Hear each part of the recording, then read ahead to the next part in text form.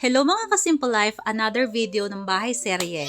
At this time, yung TV naman ang i-install dito sa bahay. Wow. Nung time na to, hindi pa kami nakakalipat at ngayon lang talaga ako nakakapag-upload ng mga videos kaya late upload. Ito nga palang TV ay bigay ng hipag ko. Wow. Hi Tita Ninang Bianchi, if you're watching the video, thank you ulit dito sa TV na bigay mo. Yes! Yung TV nga pala na to ay TCL at nabili namin sa Abençons. Nag-inquire kami sa mga appliances store and yung Abençons ang pinakamagandang offer. Kaya dito namin napiling bumili ng TV.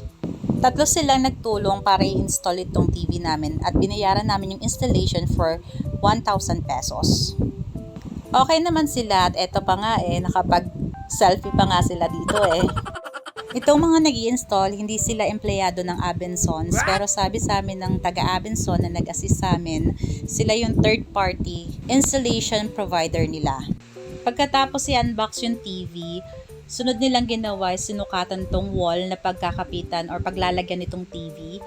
So, mas preferred namin na nakalagay siya sa wall instead na nakapatong lang sa TV rack. Pero may included na tong stand, mas preferred lang talaga namin na nakalagay na lang sa wall. Sunod, sinukatan nila din yung TV para talaga sakto do sa wall na paglalagyan. Tinanong niya kami kung sakto lang ba yung taas o kailangan pa bang ibaba. Balang ginawa namin, umupo kami sa sofa tapos tinignan namin kung sakto lang yung taas. Kasi pag nanonood ka tapos nakaupo, pag medyo mataas yung TV mo, medyo nakakangalay, di ba? Oh yes. Oo nga pala, yung installation nito, hindi yung pagkabili namin ng TV, the next day, in-install agad. Bale, in-schedule pa siya ng installation. After 2 days pa bago na-install yung TV namin dito sa bahay. Nilagay na nila yung mga ibang screws sa TV. Yung screws nga pala is included na talaga dito sa box. Pagkatapos, gumamit na sila ng barena para mabutasan tong wall.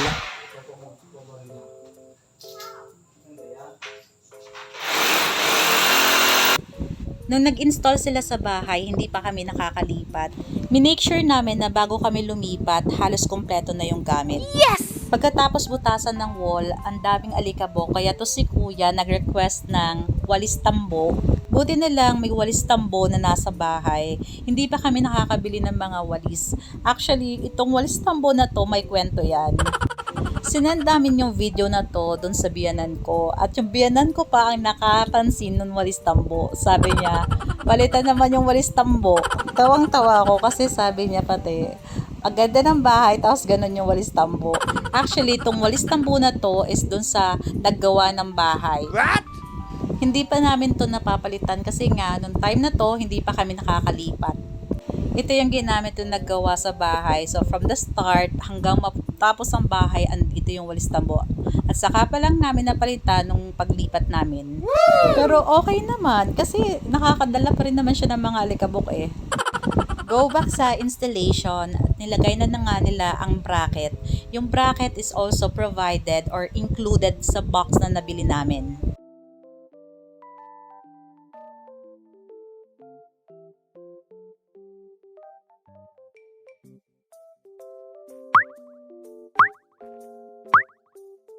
Ginagawa mo!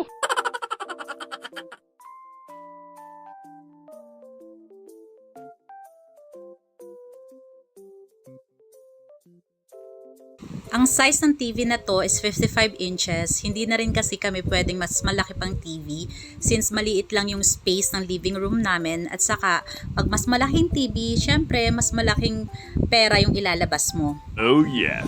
Nagbayad kami ng installation for 1,000 pesos instead na kami na lang yung maglagay. I think worth it naman yung pagbayad ng 1,000 pesos sa installation kasi may 1-year warranty to. Halimbawa, yung TV mo, bigla na lang nalaglag. Oh no! Pananagutan na yun ng installer. Kaya may assurance ka sa pagkakalagay ng TV. Halimbawa, nag-DIY ka tapos hindi naman ayos yung pagkakakabit mo ng bracket tapos nalaglag yung TV. So, wala ka nang magagawa doon kundi bumili ng bago. At ito na nga yung panganay ko, sobrang tuwan-tuwa nung nakabit na. Excited kasi gusto mag-YouTube. Kaya lang wala pa kaming internet, kaya hindi pa rin siya makakapanood. Since first time na gagamitin tong TV, kailangan pa siyang i-set up. Kaya lang problema namin nung time na to, hindi pa naililipat yung internet namin. Kaya nahi-connect muna kami kay kuya. Buti na lang may data siya. Thank you, kuya. Okay naman after na i-set up. Everything is working at ang ganda niya. Bakit ba TCL yung napili naming bilhin? Sa totoo lang, member kasi ako ng Home Buddies at doon marami talaga ako nababasa at nagtatanong sila kung ano yung magandang brand and marami nagsasuggest talaga ng TCL.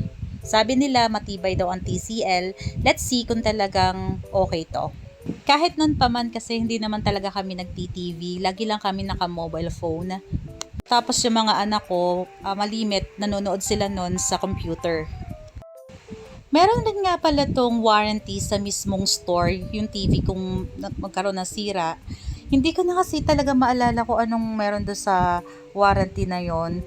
At yung pinaka-resibo, hindi ko na makita. Nakatago lang naman yun pero kailangan ko pa talagang hanapin. What? Late na nga pala yung pag-upload ko ng video na to. What?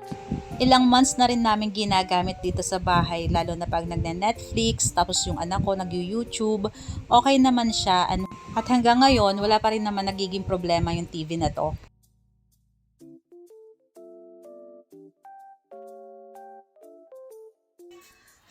Working yung lahat, pag-check nila, at saka madaling i-navigate.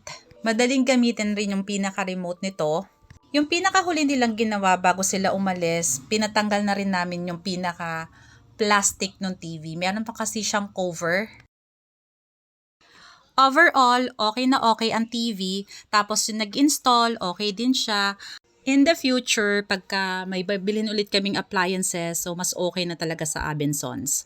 Hindi nga pala to sponsored ng Abençons pero baka naririnig mo Abençons, baka naman! What? May mga iba pa akong pending na videos. Sana manood ulit kayo at pagtiyagaan nyo po yung mga pagsasalita ko dito sa videos. Thank you. Marami pa po akong i-upload about bahay serye. What?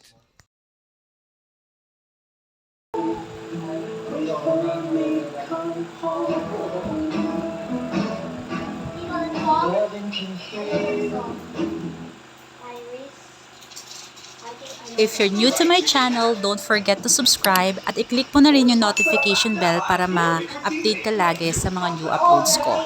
Thank you for watching. See you on my next upload. Bye! With discounts on branded deals, check out Shopping Mall. Give up forever.